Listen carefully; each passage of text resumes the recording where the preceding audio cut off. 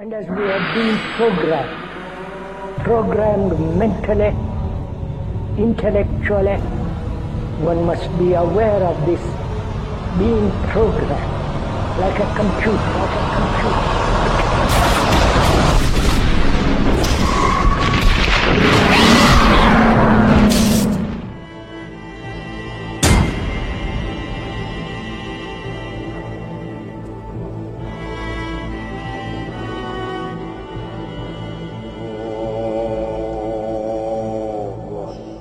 Monsieur le Président, Messieurs les ministres, chers collègues, la Belgique est bien le pays du surréalisme. Ce matin, on apprend dans la presse que l'armée belge est incapable de lutter contre les quelques militaires extrémistes aux convictions islamistes radicales qui existent en son propre sein et qu'il est impossible de les licencier faute de moyens juridiques suffisants.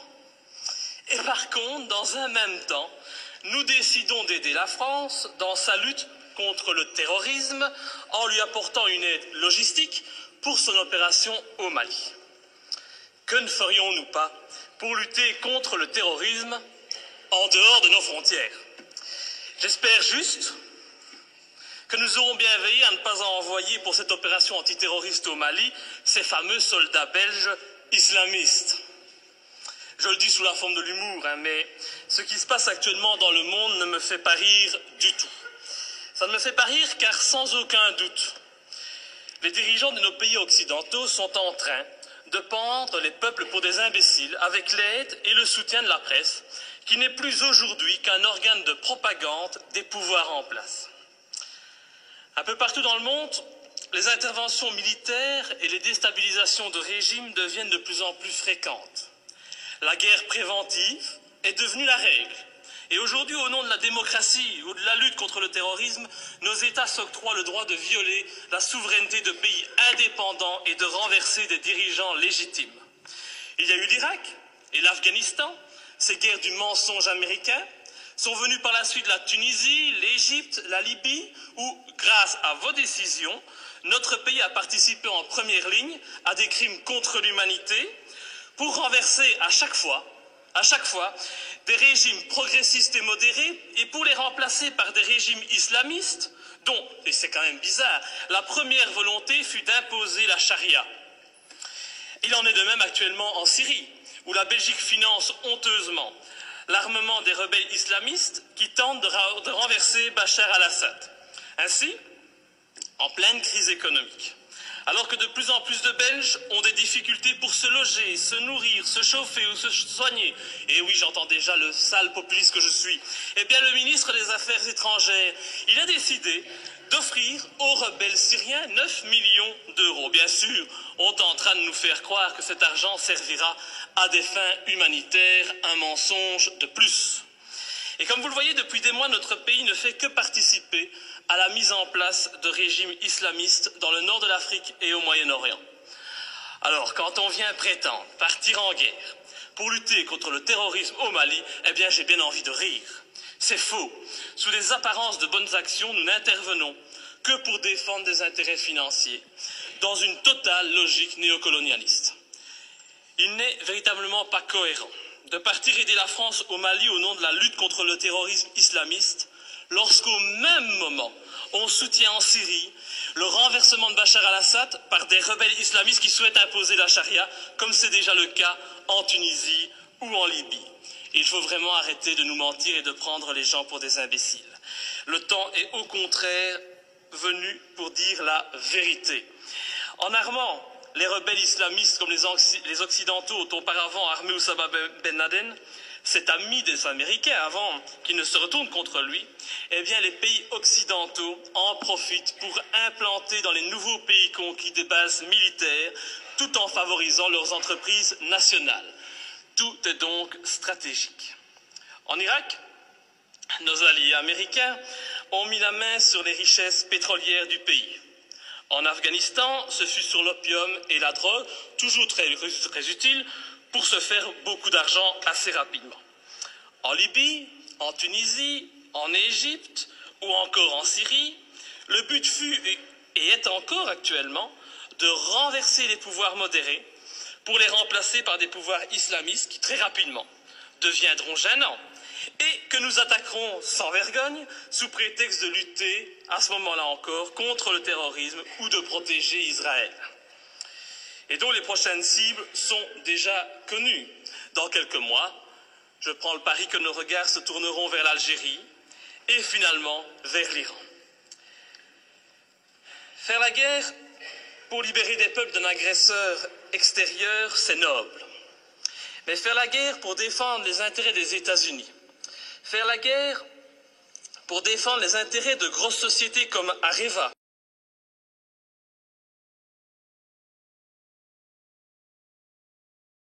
faire la guerre pour mettre la main sur des mines d'or, ça n'a rien de noble. Et cela fait de nos pays des pays agresseurs et voyous. Personne n'ose parler, mais qu'à cela ne tienne, je ne me tairai pas. Et tant pis si ma lutte doit me faire passer pour un ennemi de ce système qui bafoue les droits de l'homme au nom des intérêts financiers, géostratégiques et néocolonialistes. Bafouer ce régime et le dénoncer, c'est un devoir et une fierté pour moi. Et sincèrement, et je m'excuse pour le vocabulaire populaire utilisé, j'emmerde tous les soi-disant bien-pensants, qu'ils soient de gauche, de droite ou du centre, qui sont aujourd'hui au basque de nos pouvoirs corrompus et qui se plairont à me tourner en ridicule. J'emmerde nos dirigeants qui jouent avec leurs bombes comme des gamins dans une cour de récréation. J'emmerde ceux qui prétendent être des démocrates alors qu'ils ne sont que des criminels de bas étage. Je n'ai pas beaucoup de respect non plus pour les journalistes qui ont le culot de faire passer les opposants pour des débiles mentaux alors qu'au fond ils savent très bien que ces opposants ont parfaitement raison. Je méprise enfin au plus haut point ceux qui se prennent pour les rois du monde et qui nous dictent leurs lois, car moi je suis du côté de la vérité, du côté de la justice, du côté de ces victimes innocentes du pognon à tout prix. Et c'est pour cette raison que j'ai décidé de m'opposer clairement à cette résolution qui envoie notre pays soutenir la France dans son opération néocolonialiste. Depuis le début de l'opération française, le mensonge est organisé.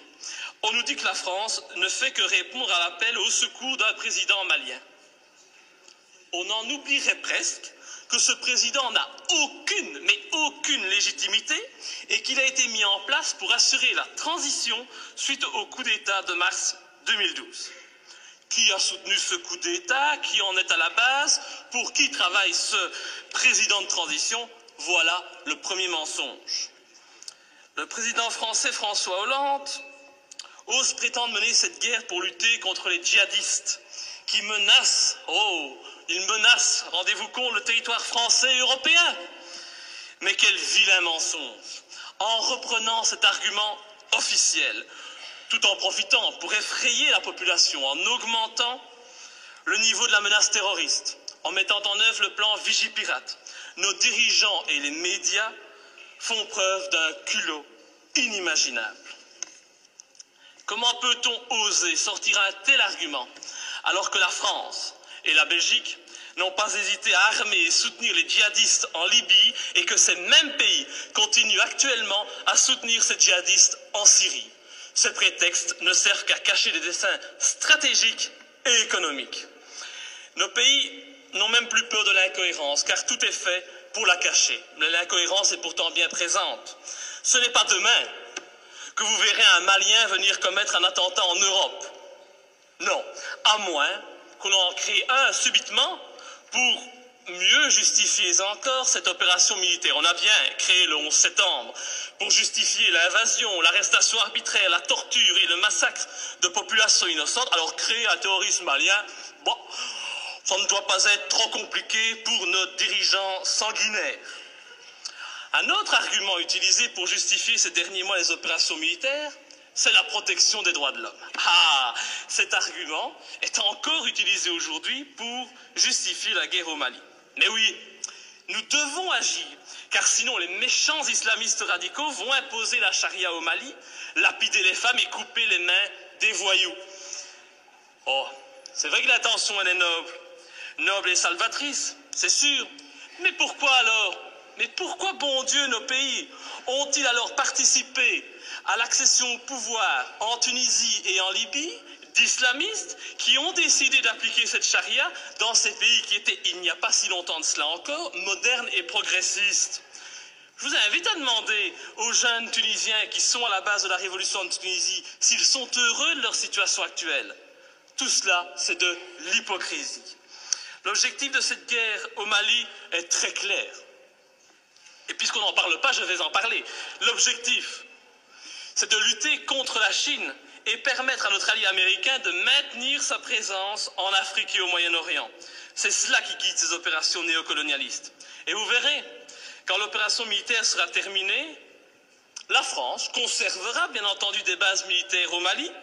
Ces bases serviront aussi aux Américains. Et en même temps, parce que ça se passe toujours comme ça, des sociétés occidentales mettront la main sur des contrats juteux qui priveront de nouveau les pays recolonisés de leurs richesses et de leurs matières premières. Alors, soyons bien clairs, les premiers bénéficiaires de cette opération militaire, ce seront les patrons et les actionnaires du géant français Areva, qui tentent depuis des années d'obtenir l'exploitation d'une mine d'uranium à Faléa, une commune de 17 000 habitants située à 350 km de Bamako.